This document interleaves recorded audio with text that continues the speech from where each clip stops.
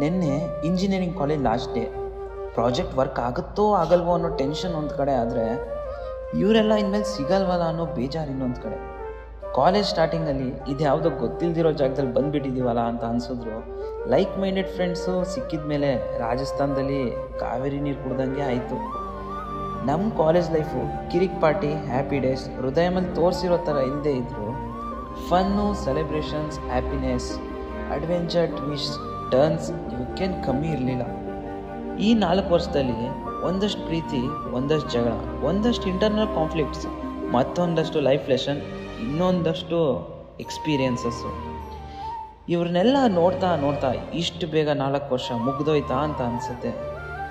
ಹಿಂಗೂ project seminar ಮುಗಿಸ್ಕೊಂಡು ಹೊರಗೆ ಬರೋ ಅಷ್ಟರಲ್ಲಿ ಆಗ್ತಿರೋ ಬೇಜಾರಿಗೆ ಟಾಪಿಂಗ್ಸ್ ಥರ ಆಸೆ ಆದಾಗ ಏನಾದ್ರು ತಗೊಳ್ಳೋಣ ಅಂದರೆ ಕೈಯಲ್ಲಿ ಕಾಸಿರಲ್ಲ.